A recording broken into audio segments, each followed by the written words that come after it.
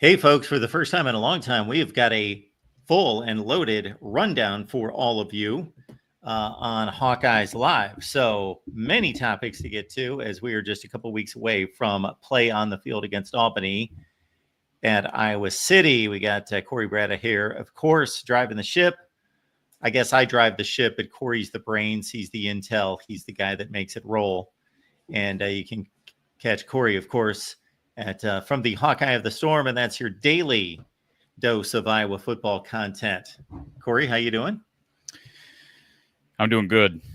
I think people have seen over the course of this show and over the course of my platform as it's grown, they've seen me evolve from being a non-note taker to being a notes guy. I mean, like, I seriously didn't used to do this, but like, I'm going to show you this real quick because this is what I know people on the podcast aren't going to be able to hear this, but like, these are all notes that I've got.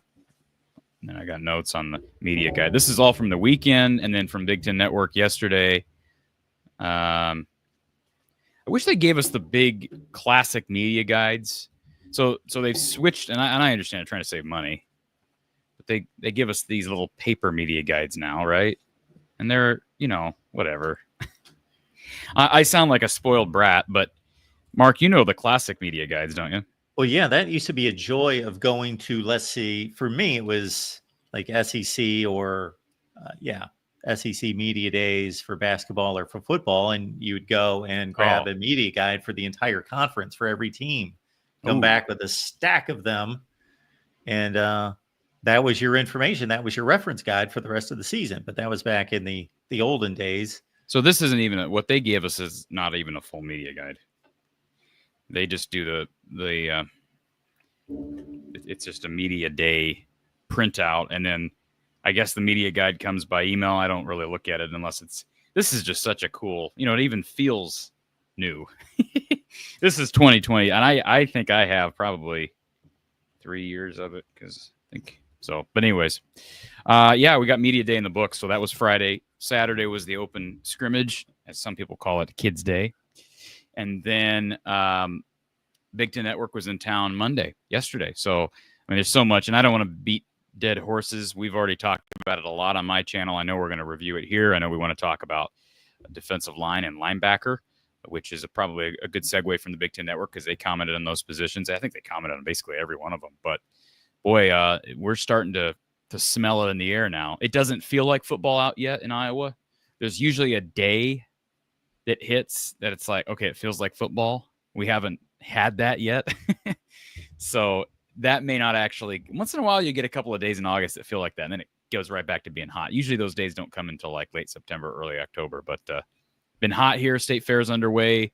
We'll run through Sunday. So lots of exciting things happening, Mark.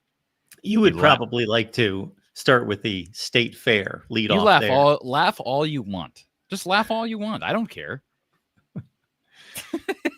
I don't care. I mean, just do what you want.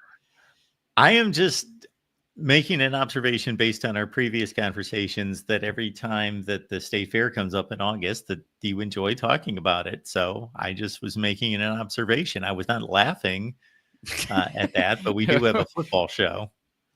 Hey, and we've got plenty of football to talk about. So again, everybody run on over to from the Hawkeye of the Storm and catch Corey's output on all of these topics. So I don't want to overlap it too much, but of course it's inevitable. So the Big Ten Network showed up and you took your notes from the Big Ten Network. Was there anything that stood out in regards to being on ends of the spectrum, too much hype, positive, or too much? And I would expect the Big Ten Network being what the Big Ten Network is, and I've taken in a lot of Big Ten Network content. I've had Jerry DiNardo on a number of times. Great guy. But, they tend to ease the conference, of course. The propaganda is, I'm not going to say it's super thick, but, there are no bad teams in the Big Ten when they go to camp and visit these teams. No, but if you know how to read them, there are ways to read between the lines. You know where I published a video yesterday on my channel reacting to the reaction, basically, right? Yeah. So I'd watched the Big Ten show as it happened, and then hopped on for literally 15 minutes and reviewed the Big Ten show. So that's what I did. If people haven't watched it, go over to From the Hawkeye of the Storm and check that out. But, Steve Dace used to record a Hawkeye podcast with a guy named John Miller, who worked for WHO and briefly worked for the Big Ten Network. And Steve used to talk about, the difference between the Big Ten Network and like the SEC homebodies. There is a way to read between the lines. And one of the comments I made yesterday was that I don't think it's a disservice to Iowa and to the other teams to not have Howard Griffith there on the tour. And let me kind of explain myself. First of all, is he still with the network? I believe he was. He was there during Big Ten Media Days. Okay. So, yeah, he must have something to do with the tour. Maybe he's doing part of the tour. But like the guys that did the tour in Iowa City were Dave Revson, Jerry DiNardo, and Jake Butt. So I don't know what to think about Jake Butt, but I remember Steve Dace. This was years ago, but this is my recollection of listening to podcasts in a different era. But I remember Steve Dace always talking about how Jerry DiNardo is usually a little bit more objective than Howard Griffith. Howard Griffith was everything is great, positive, but Jerry would be a little bit more willing to be somewhat critical. So I don't know if you agree with that or not, Mark. I also think Dave Revson's pretty good at what he does. I think those two guys, you can like, if they make a comment like definitive, like I'll just tell you one of the comments that I thought was, now I don't know about Jake Butt's reputation. Well, what is this? What are you giving me a thumbs up for? Thumbs up for Jake Butt's reputation. I think he's really good at what he does. Okay, so is he honest though? Yes. Okay. I believe so. Well, if he's honest, this is an amazing quote. All right. This is what Jake Butt said yesterday. Speaking of Iowa's offensive line, he said, this offensive line has a chance to be the best that we've seen in a really, really long time.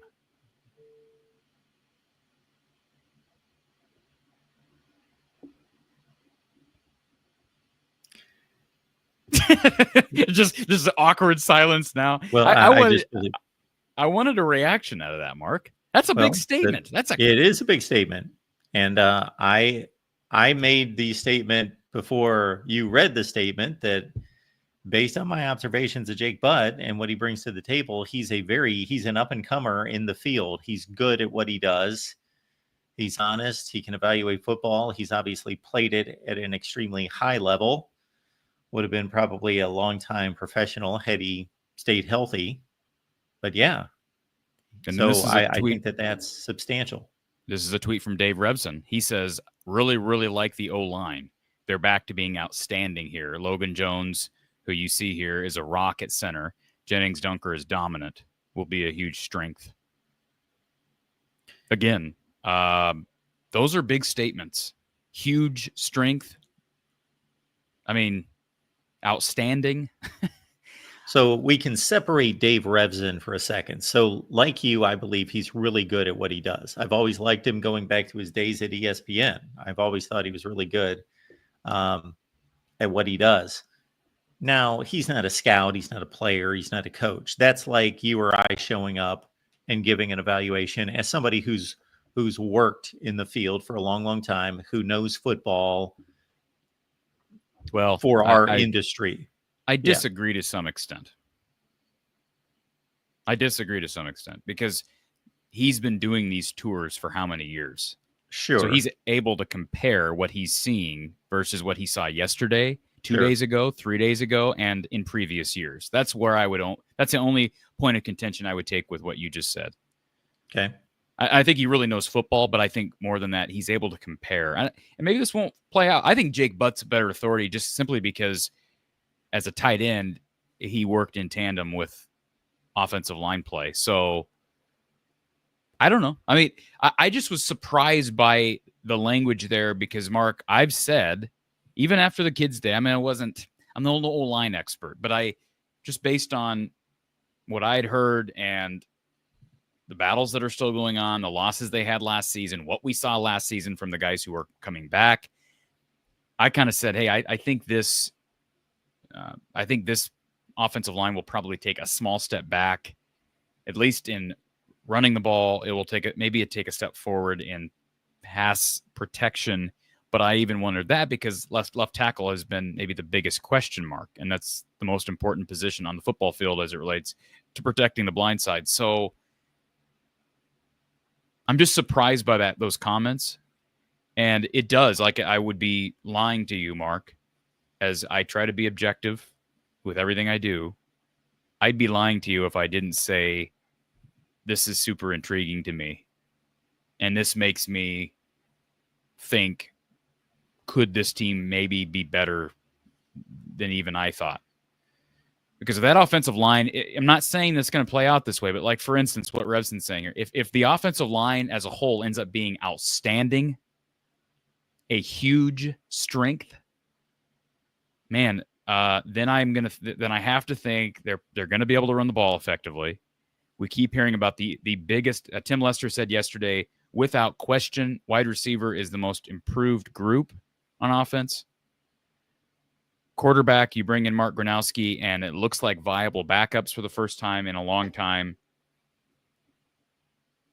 I don't know. I just think, yeah, they're replacing 8 guys as starters on defense, but the guy, Phil Parker brought this up to Jerry DiNardo. The guys that are starting this year, they've played a lot. It's not like these guys, like 8 of 11 guys are going to be new starters, quote unquote, like Deshaun Lee and, even Carson Shire, Jaden Harrell. I don't worry about those guys. I mean, I worry about Deshaun Lee at times, but Jaden Harrell, Carson Shire, I'm trying to think. Max Llewellyn, I guess, technically is probably a new starter. Bryce Hawthorne, Jonah Pace, those transfers are new starters, but I don't worry about those positions. I worry more about offensive line play and Iowa's ability to run the ball like they did last year, or anything close, and protect the quarterback, because they haven't protected the quarterback well. I'm trying to think of the last time they protected the quarterback well. I'd have to go back and look at 2020 tape, because they ran the ball incredibly well in 2020. Quarterback play was not good, and I'm not going to blame that all on Spencer Petras. I think he suffered from some pretty serious pass protection issues his entire career. 2019 was not a good pass protection year. Go back and watch Iowa-Michigan in Ann Arbor. Wasn't that game like 10-3? Yes. And Nate Stanley is just running for his life the entire game. I mean, you remember that. Levi and Landon Paulson. I love those two people because they wore the black and gold, but my goodness, they struggled in that game. And it wasn't just them. Those lines have struggled. Iowa typically does not have as good of an offensive line as people think they do. They typically don't run the ball as well as the nation thinks they do. So I think it's fair to question whether the offensive line that lost 2 guys to the NFL draft will be able to be not just average, but well above average. And that was the implication from what both Revson and Butt said last night. That would probably be my biggest takeaway. Yeah. And again, if they know what they're doing, they're capable people at their job. So as long as they are, I would just let off the broadcast by stating from the Big Ten Network perspective, and I've not, for a guy that watched every second of all these camp tours for every team for years, I've not watched one this year. I did not watch any last year. I don't remember the year before if I watched any. That's not a knock on their production or their ability. I just chose not to watch them. But you probably would if you covered a specific team, right? Yeah, I guess. I can't answer that because I don't. But I cover the same amount of teams as I did 3 years ago, but I was watching them then, and I just don't now. I just don't find the time. It has nothing to do with them or their ability. But I found, for watching them for years, how long has the Big Ten Network been around? I think it started with the App State win over Michigan. That was the first game they ever broadcast. So was it really? Was it 7? It was the first game they ever broadcast? I believe so. Wow, that's crazy. So 2007. So they've been around for, going on 20 years, 18 years. So for 15 of those years, I was watching a lot of the Big Ten Network. And I'm just saying that these camp looks, these camp reviews were always a little light on the criticism factor. I agree with that. Yeah. So I also looked at this, like I'm trying to get updates on guys. So Bo Stevens was out Saturday for the Kids Day practice. He came out in uniform, signed autographs, and then I don't believe participated in really anything. He was in street clothes by the end of the day, and he was back working, looked like at full speed on Monday. So that's really positive. He's one of their 3 offensive linemen that need to stay healthy. Max Llewellyn ran into Rashad Godfrey on a nice Nate McNeil play where he literally caused the 2 guys to collide, and Llewellyn got up a little ginger. Looked fine, but he kind of was shaking off that leg the rest of the day. He looked fine in the footage from the Big Ten Network yesterday. Kamari Moulton, Tim Lester said yesterday that Moulton is dealing with a hamstring. We knew it was soft tissue. I didn't ask anybody, Tim, or I didn't even get a chance to talk to Omar, the new running backs coach. But, yeah, it's a hamstring problem. And Jazz Patterson, for some reason, his usage was a little bit odd Saturday. Like, he didn't get in till the end. But, man, that was probably the biggest individual takeaway was Jerry DiNardo said, and I quote, Jazz had a really, really good day. And that was emphasized by several other people.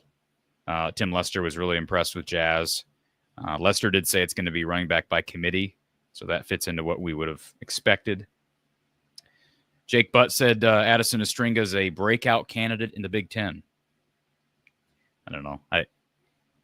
I tend to think that there's maybe some bias there from a former tight end, but I could be wrong. They even joked about that during the broadcast that, of course, the tight end would say that.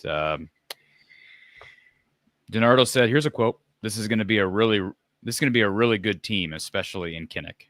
Yeah, sort of generic, but a really good team. I mean, what does that mean? They play 3 teams from the playoff last year in Kinnick. Oh, so they get them all in Kinnick. And let's see. Indiana, Oregon, Penn State. Okay. Penn State.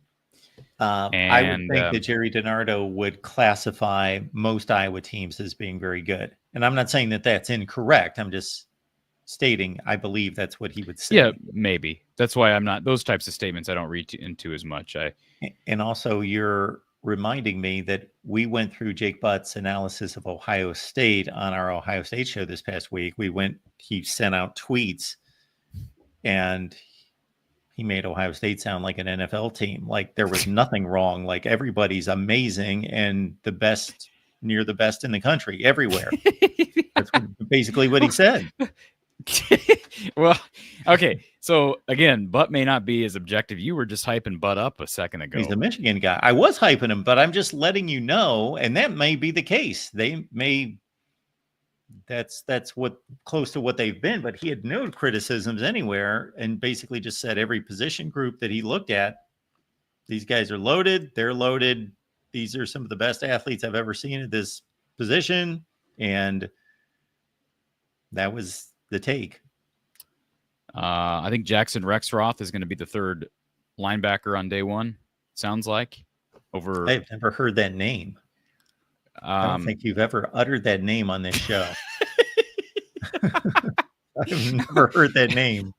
Well, so he's a senior and he's played a decent amount on special teams, has played sparingly as a second team guy for Iowa on defense. So, I mean, he sounds like it's been him, Landon Van Kekerix, and Jaden Montgomery working primarily for that 3rd linebacker spot. But it'll still be Harrell and Shire. My goodness. And I had coffee this afternoon.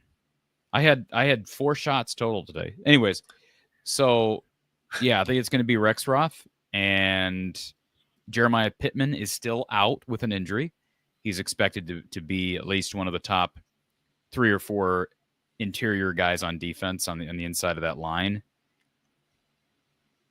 And I think Jonah Pace, Bryce Hawthorne, those guys. Saw a snapshot of the ones working, and they had Trevor Lauk at left tackle. They were really switching things up Saturday, kind of running guys different places. But I do think, Kirk said he thinks it's going to come down to, what did he say, 3? Was it Kirk that said that, or was it Lester? It was Lester. Lester said there's a 3-way battle for left tackle. So I said yesterday, unless I'm missing something, that 3-way battle is Lauk, Doetzler, and George. George is the kid from Ferris State, the All-American from D2. And Kirk did say at Media Day, this is the one thing that made me a little bit uneasy. He was asked about the progression of Bryce George, and he brought up how when he first got to Iowa and just starting out. I don't know if he was talking about skills and drills in the summer or if he's talking about fall camp starting end of July, but he brought up how, it took him a while because he's pretty slow off the ball. I don't like hearing that because that's one of the questions I had when they got a commitment out of him at the end of spring practice. Okay, so they're not getting him for spring practice, and he's coming from D2. As good as he was at the D2 level, that is a concern. And they've missed on offensive line transfers in the past. They've hit on some guys, but when's the last time they brought in a guy for 1 year who just got it and he was just playing? Like Dejon Parker, Saginaw Valley State, never really latched on. Coy Cronk was a multi-year starter at Indiana. Now, that's not a great example because Coy should have been able to just assimilate. I think some of his was injury related, but that didn't work out like I expected. I expect him to come in and just be the right tackle. He was not. And Bryce George, I thought, was coming in to play this year. Now, he could end up with an extra year of eligibility if the NCAA changes that rule, given the fact that he's playing at Ferris State. But they need him this year at left tackle. But, hey, best man wins. If that's Trevor Lauk, it's Trevor Lauk. He was a 4-star. I remember you published a video when he committed. It's one of the few times that you have published a video on a specific player committing. You did it for Trevor Lauk, so maybe that was a sign of things to come. And as Thor brings up in the chat, yeah, they've had success. Like Rusty Feth's an example. But I can't remember, Thor, you may be able to tell me, was Rusty Feth a cemented starter his first year? I believe he came in as a junior from Miami, Ohio, and then played a little bit and then cemented himself in his senior year, I think. I could be wrong on that. But, yeah, good stuff. And I saw Tim above. Tim says he thinks it's going to be a top 5 defensive line nationally, Mark. Top 5 defensive line nationally. Didn't Phil Steele, he had them, didn't he have them? Number 8. Top 10, yeah. And remember at the time I was like, ooh, boy, that seems high. But, boy, everything I've heard since the start of fall camp, I'm like, man, yeah, maybe Phil Steele knew what he was talking about. I'm going to be interested to hear your final record prediction on this team. I think you're starting to feel pretty good. Oh, come on. Just stop. Just knock it off. Just you I'm think not saying that you shouldn't. But you think that I'm just Homer. No, That's what you think. You're Don't you? Homer. I'm just saying you're starting to sound like you feel very optimistic about this team. I think the big thing, the reason I say that is, I'll tell you what it is. Over the last 3 big days of fall camp, and I'm talking for us talking heads, Media Day Friday, open scrimmage, open practice Saturday, Big Ten Network visit Monday. Here's what I took from Friday and Saturday. I didn't take a lot away from quarterback. I keep hearing quarterback's been better. Gronowski was just okay on Saturday. Your boy Levi Stevenson, who said he was a disaster. Levi doesn't know what he's talking about. Well, these are the numbers I got. 9 of 21, 2 picks, a couple dropped snaps. I don't know where he's coming up with the numbers. Is Levi driving down from Cedar Rapids to track these numbers? I mean, I never heard those stats in my life. It's been 3 days since that practice. It's the first time I'm hearing stats. He spit out numbers for me. That sounds like the numbers that Cade had. Give me. I don't want to hear about it. Anyways, I thought he was good. I thought he looked pretty darn good. Had 1 interception on a screen pass. I don't want to hear about this nonsense. Levi is I'm not going to look. He's just reaching. He's so desperate to find something that he can criticize about Big Brother. It's unbelievable. It doesn't make, and I hope Levi's in the chat, it doesn't make that fan base look any less big little brother than when he does something like that. Like when he goes out of his way to, like, I don't care what Rocco Becht is doing during fall. I couldn't care less. I mean, he could be having a tea party in his apartment down the street and skipping fall camp. I don't care.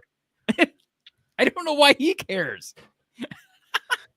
I just think it's amazing.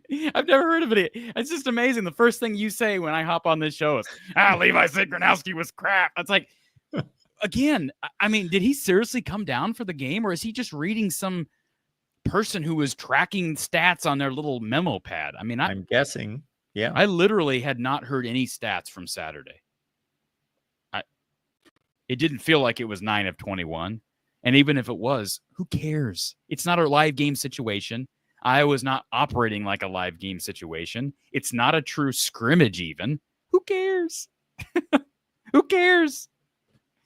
Anyways, Okay, can we? now that we've gotten your take on Levi's comment about Mark Radowski, Oh, God, and Levi's we just comment want to on. make sure everyone knows that I'm going to go live starting next Monday. So we're in a dark phase on the main channel right now, but I'm going back live 10 p.m. Eastern time for the college football show, the Voice of College Football show that we were doing at 4 Eastern, so 10 Eastern every day of the week. And then the Big Ten Live show with Corey's coming up right after this show over on the main channel as well. And Corey, I want you to gear up for defensive line and linebackers. But before you do that, we've got an important promotional spot to air. College football is even more exciting when you've got some action on the line, and the games are even better when you're cashing in. And the Voice of College Football is the place to be to get the greatest value. Start with my picks. 75% against the money line, 58% against the spread, and I've got a 40-plus year track record. 11-0 in the college football playoff for me last year against the money line, 8-3 against the spread. And I'm just the warm-up act. Steve Merrill of Wager Talk is our ace in the hole, show stopper. 7 years with the Voice of College Football, over 30 years in the industry. Steve gives us analysis on all the big games, but you can't miss Steve's weekly under-the-radar pick. 28-12 against the spread the last 3 years. You also get picks from some of our top analysts here at the Voice of College Football, including Corey Bratta, Matt Zemek, and Steve Dace. Check out those numbers. Become a YouTube or Patreon member for just $99 per month. Go to the main channel on YouTube, click join, and then select the betting tier. Do the same thing on Patreon. Make 2025 a winner now. There you have it. Okay. I appreciate the fact that ad did not include my numbers. Well, wait a minute. Wait a minute. No, go ahead. I was not going to promote your numbers. It was that you did not predict games for us last year, so I couldn't find any numbers for you last year. And I did go back to the conclusion of 2023, and it was just kind of a mess trying to figure out where the numbers were, and I had spreadsheets all over the place, and so it wasn't necessarily that crucial. We just have to drop your name. We don't need to back it up with numbers. We just put the name out there, and people fly in to get the picks. Yep. Well, and for the record, I am not endorsing any gambling, but whatever people do with my analysis is what they do with my analysis. So I've always enjoyed making picks on your network, and I wish that we had. I know you don't want to revert back because you want to stick with your mainstays, but I liked back when you had all these guys making picks. How many guys do you have on your spreadsheet this year to make picks? It's only going to be you, Matt Zemek, and Steve Dace. Oh, great! So you're the only three. You're putting pressure on me. Oh, wow! You three are going to get a 12-pack each week, and then it's my picks, and then it's our buddy Steve Merrill from Wager Talk. He gives us his under-the-radar selection. Okay, and are we making picks against the spread and straight up? And straight up, yes, both. Okay, cool. Yeah, no, I enjoy doing that just for my own channel. So I'll 12, release those on biggest games. I'll release those on my channel as well. Very nice. So when I see the names Ethan Herkett, Max Llewellyn, Aaron Graves, that doesn't surprise me that people are touting this as a top 5 to 10 defensive line in the country. Those guys combined for like 18 sacks, and to me are excellent players to various degrees. So my question is, where are the weaknesses coming from? If they're strong up front on offense, strong on defense, first of all, that's the bread and butter of winning in the Big Ten, especially for Iowa. So there's the foundation. We already assume they're going to be much improved at quarterback. They're stable at running back. Wide receiver is the most improved position, at least on offense, maybe on the team. Oh, by the way, they're tight end U. Linebackers plug and play, and it has been for years. Safety they've had a great camp. So either there's something we're missing in here, or cornerback is going to be that bad. That's what's going to hurt them. Or they're going to be a very good team, but the schedule is just going to be a bear. and they can be a very good team and squeeze to 9-3 and miss out on the playoff. You see what I'm saying, Mark? Like, I'm not trying to drink the Kool-Aid. I'm just saying, like, my analysis was offensive line is probably going to take a decent step back collectively, and a bigger step back running the ball. But man, after yesterday, I'm like, well, I don't know what to believe with the offensive line. If they find stability there, that's the biggest missing piece. And they do have to figure out corner. I'm not trying to downplay that. They do have to figure out corner.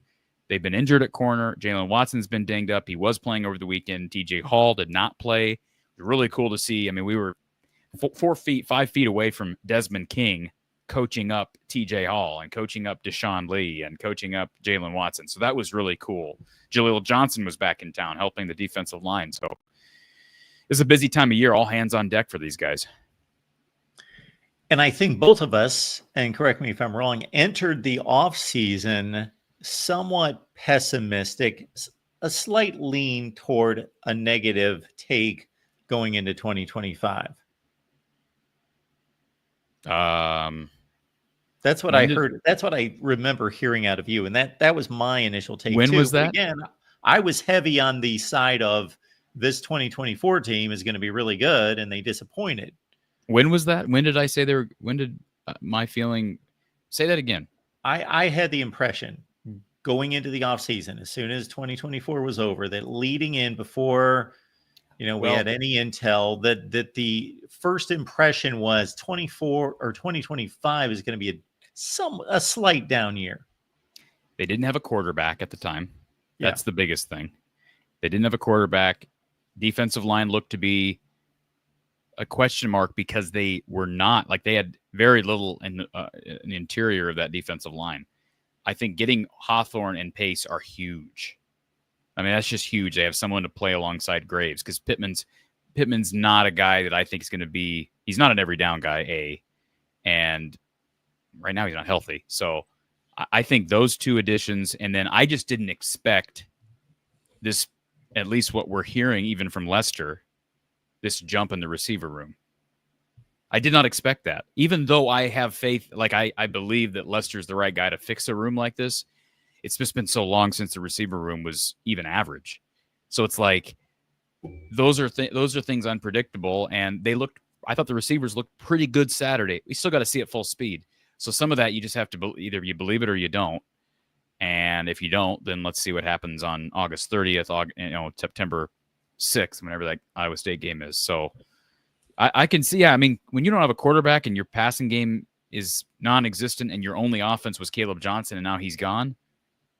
So that's why these last 3 days have either it's just really good marketing by the Iowa Athletic Department or they've addressed the needs.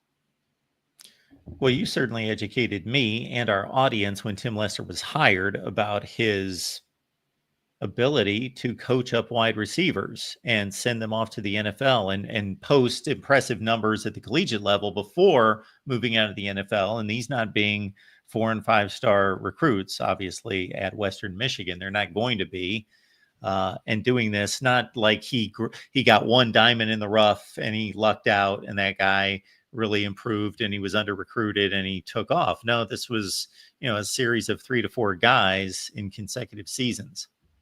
Do you have any interest, Mark, in listening to this brief conversation with Tim Lester that I had Friday? Sure, absolutely. I mean, do we have time for that? I'm sure we've got about 15 minutes. I'm sure some people, and then we can run quickly through defensive line and linebacker. I don't know that we've talked a lot about it, so I'm fine with doing that. But I think this would be interesting. There's going to be some people who have heard this before, but they haven't heard me or you react to some of the comments that he made. So I'll share my screen, share this video, and we'll see if you have some comment based on what just Lester. I know it's like trying to discuss Jake Budd and Jerry DiNardo, like how much his coach speak, how much is genuine, like he thinks this room has come along. But here's part of my increased optimism with regards to the wide receiver room.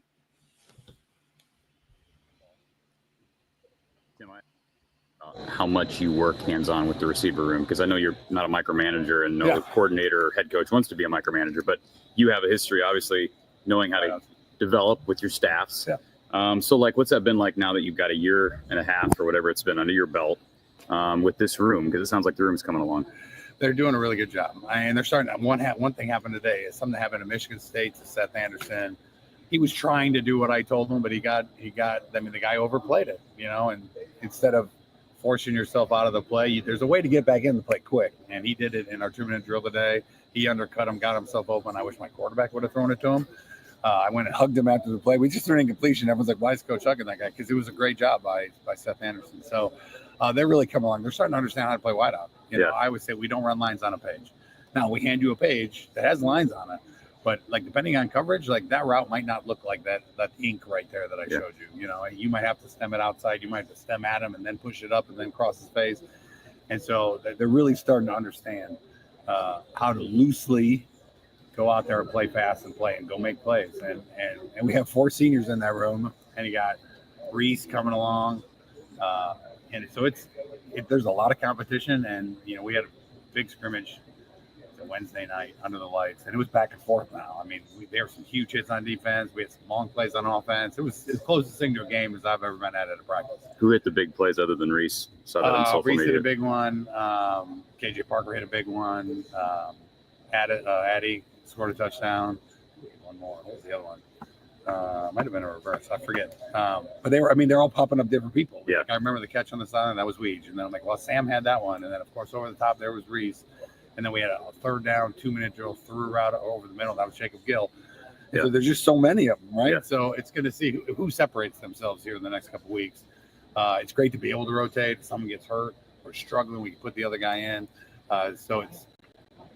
Coach Bud has done an unbelievable job in that room. And the kids have worked really hard because they're starting to see it come to fruition. And things that I said last year that are starting to show. And we always watch film together. We're always talking through the different coverages and what to do. And so it's been good. We got a long way to go, but we're excited about where it's at. I know Coach Don Patterson said a little contact with you since you got the job here. And, him and I talk a lot. And he's consistently, when he talks about receiver play, in his experience, he says size is overrated. Sure. Everyone's a big, long receiver with big hands. So you have gotten, we've talked about this a year ago. Yeah. You got these guys from Western Michigan that are 5'10" or under. Yep. Sam Phillips. Mm-hmm. Fits that. Weege, Jacob, Seth might be. He's tall at 5'10". How tall is KJ? 5'10". Yeah. So what's the trick? You're not targeting small guys, but you're just looking for guys with speed. And then what are the other? I mean, I would like 6'2" and 4 and super fast. But you prefer speed over. You have to have speed. Like, if you don't have that, it doesn't matter, right? So obviously, you'd love the size speed combination if you can get it. I remember when I got here last year, just talking about that combination. Caleb Johnson, like, when I got calls from the Green Bay Packers and NFL guys, even in the NFL, I hadn't seen a size speed combination like that, really. And obviously, he had an unbelievable year at running back, Right. But the size speed as a wideout, if you're 5'10", 5'11", 6 foot, if you're 6'4", great, but you got to be able to run, And these kids, they all can run, they all can separate. They're learning how to play more physical. Little guys have a tendency to run around things, and then they get in the weight room and meet Ray and put some muscle on, and they realize you. 75% of consumers prefer to connect with their favorite brand. Physical too, you know, and so it's been. And then they watch guys like Cooper Kupp, have a ton of success. Jaden Reed, who played for me at Western up in Green Bay, have success in this offense. You watch them run the same route, how they're stemming it, how they're doing it, and so it's fun. Like, all these guys they've been watching NFL football. Because when I got here and I said, who watches NFL football? And no one rose their hand in the room. Like, they just weren't very interested in it. They like college football, and they hadn't really watched a ton of it. And now they watch it because they know what's going on, and they understand the formations, the shifts. Some of the times it's the same play we run. Yeah. And I get texts. The Chiefs ran one of our plays to close out the Bills on third down, 3rd and 9. They ran the Cowboy play into man, and the amount of texts I got were like, "Oh my God, Cowboy for the win!" They got the kneel on the ball, game is over. So they're just starting to like football more and understand. I think when you understand what you're watching, you're more interested in it, right? Yeah. So all the wideouts and tight ends included are just more interested in football now, and so it's fun. We got a long way to go, but it's been a good start, and they've really grown just because of the work they put in. And Kirk made some eye-opening remarks at Big Ten Media Days about the wide receiver room. He compared it to where he felt the O-line was a year ago at this time. Yeah. But I kind of like, well, I want to hear that from Coach Yeah. Lester. So you tell Oh, me, yeah. where's the development overall? Where would you I don't know, rate like to this compare group? it to anything. I mean, I just think it's where I want it to be, right? It's where I wanted it to be last year. You know, it's just you can't. I mean, it wasn't happening fast enough last Right. year. Seth was hurt. You know, Dayton was younger. Obviously, Sam wasn't here. Weege was trying to be a punt returner for the first time and not really understanding how to run routes, you know, and using his speed as a weapon. You can't just run full speed all the time on a route, or your cuts are going to be just, you can count it. They're going to round everything. There's going to be nothing sharp about it, you know. So understanding how to use your speed and change your speed, which anyone who's watching punt return, he can change his speed better than anybody.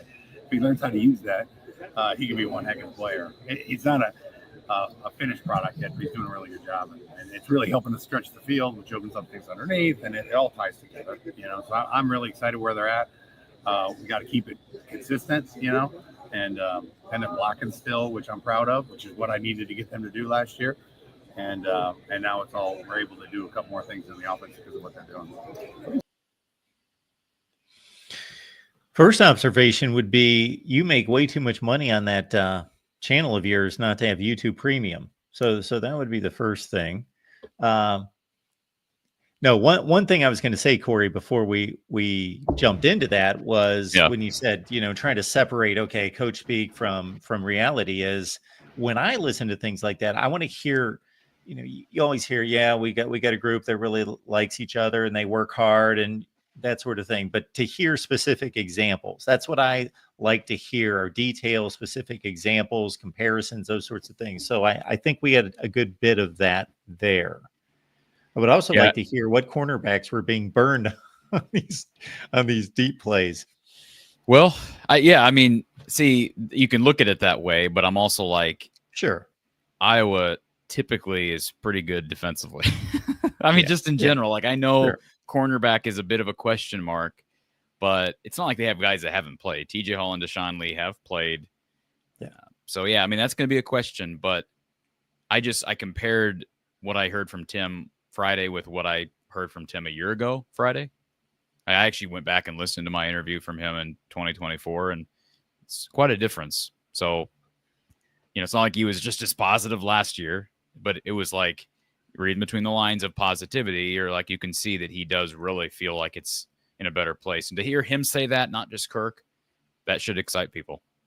Do you think that there were wide receivers 2 and 3 and 4 years ago that were texting Brian Ferentz during NFL games, letting him know that they had recognized formations and patterns? I thought it was odd that like nobody raised their hand when he asked who watched NFL football before, because what's crazy about that is Brian was an NFL guy. Kirk is an NFL guy. Yeah. And I'm not saying those guys are going to be in there promoting the league constantly, and they put a lot of guys in the league, but that just seemed odd to me. So I'm glad that, you know, obviously the Shanahan system is an NFL system, so that makes sense that guys would be more locked into the NFL now. But I mean, to hear just that list of guys, like if Caden uses it, he's right. If Caden uses his speed the way he uses it on punt returns, if he can figure out a way to run routes, he's got speed that you can't teach. You can't, you know, breed. I mean, it just doesn't happen. Sam Phillips, they bring him in the offseason. That's a huge plus they didn't have last year.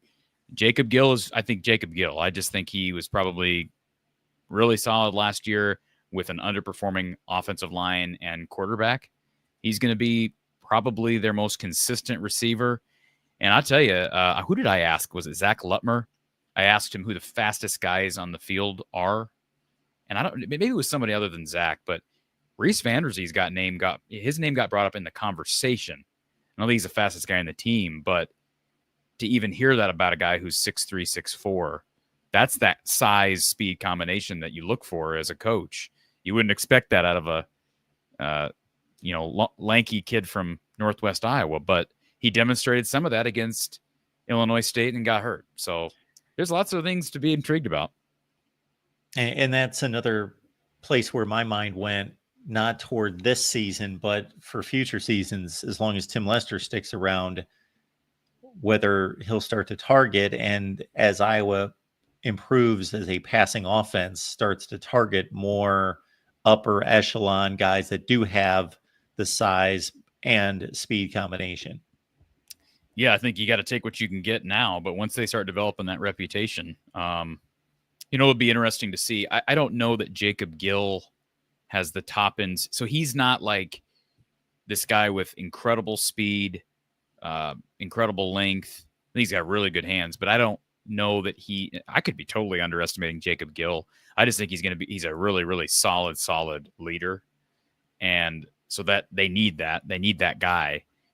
I was just thinking of someone who might leave and then get drafted, and that could really help just the reputation of the program at receiver and help recruiting. So Jacob Gill would be one of those guys. I asked Weegan on Friday, is there a possibility that you have another year of eligibility in front of him? And he said yes. So Kirk joked about it, but Caden said, yeah, that is a possibility given the fact that he transferred over from JUCO. So he may not be leaving. He's a kid that'll be interesting. Does he have a spot in the league? Like, how good does he need to be at receiver? Because like Charlie Jones was a total unknown at receiver until he transferred to Purdue, but he's an unbelievable punt return guy. That's what Caden Weegan is. So how good does Weegan need to be as a receiver? A little bit smaller than Charlie was. Those are interesting questions. Do guys play in the league that are like, I know back in the day, like Josh Cribbs, was he a starting receiver for Cleveland when he was returning? No. So, but do guys exist like that now? Are there guys in the league that just are return specialists? Well, I've lost track of the NFL in the last 5 years, but I cannot think of, even before that, there being guys that doubled up. Yeah. So that would be... I know that they existed somewhere, but they were 10% of the league. Yeah. So, that's Tim Dwight's a good example. Although Tim Dwight did play some receiver and was decent in his time in the league at receiver, but obviously a better return guy. We want to talk about defensive line and linebacker here in the last few minutes, Mark? Sure. I mentioned Pittman earlier. What questions do you have for me? I normally just go off on a tangent, so I'll have you ask me what questions you're curious about with those two units. Well, we started to dig in on the defensive line, and you seem to be pretty comfortable beyond the stars that they've got guys that can, obviously you need 6 to 7 to 8 guys up front that you feel comfortable with playing against good opponents. At linebacker, do you think this is a case where even though they lose all this experience, that they're more athletic at linebacker? I don't know the answer to that question. Maybe, because Nick Jackson, Jay Higgins, neither one of those guys drafted, and it sounds like most of that was because of the measurables, right? By the way, both those guys, those were like, were they like in the first preseason games so far in the NFL?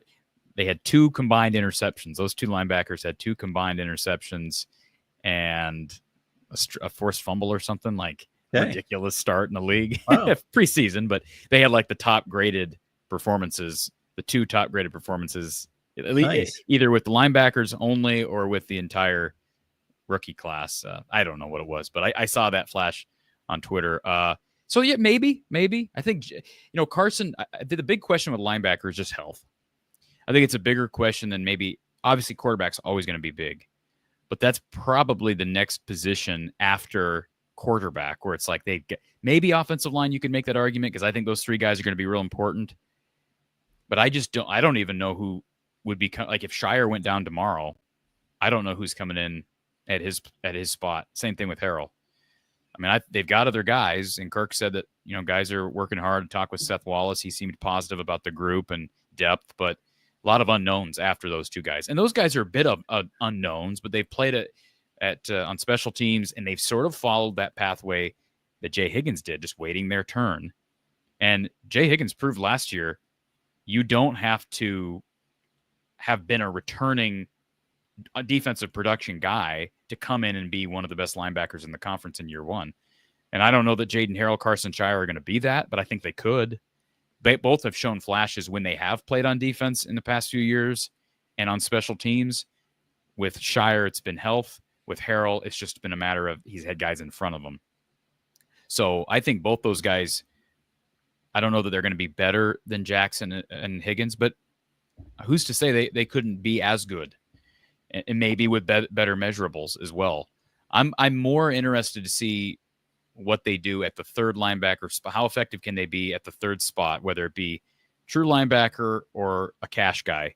Because Zach Lutmer has played decent amount in reserve mode and also in special teams. But boy, Sebastian Castro was good. He's a good college football player. Again, didn't test out real well for the league. Really good college football player.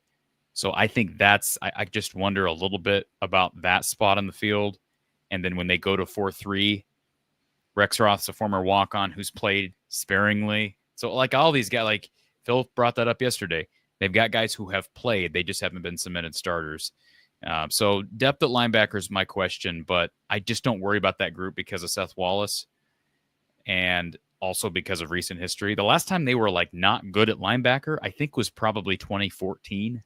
That was like Quentin Alston and Reggie Spearman. Like that was the last time I can remember Iowa not being really good at linebacker. I mean, really good at linebacker. Cole Fisher, Bo Bauer, Josie Jewell, Jack Campbell, Seth Benson, Jay Higgins, Nick Jackson. I mean, just go down the list. Why would we think it'd be any different this year, I guess, is what I'd like to know. It's not like running back. It's not like receiver or quarterback or even corner. It's good every year. So, yeah, I mean, I think those guys are going to be fine. As far as the defensive line is concerned, I mentioned this earlier. That was a position of question in my mind leaving after that Missouri Bowl game, because it's like, boy, they lose several really productive guys. Y.A. Black's looked really good so far in preseason, it sounds like. I mean, I think my question that I had at defensive line was more so along the interior, because I didn't think they were real deep on the inside last year. It was Y.A., Aaron Graves, and then after that, I mean, who was running on the inside? A little bit of Brian Allen, some Jeremiah Pittman at times. But to get Bryce Hawthorne and the potential he brings over, along with a very experienced guy in Jonah Pace who is going to play, who I think has got a potential of being like another Pittman as far as just steady Eddie. Lou Ellen's finally going to get his chance to just be the guy.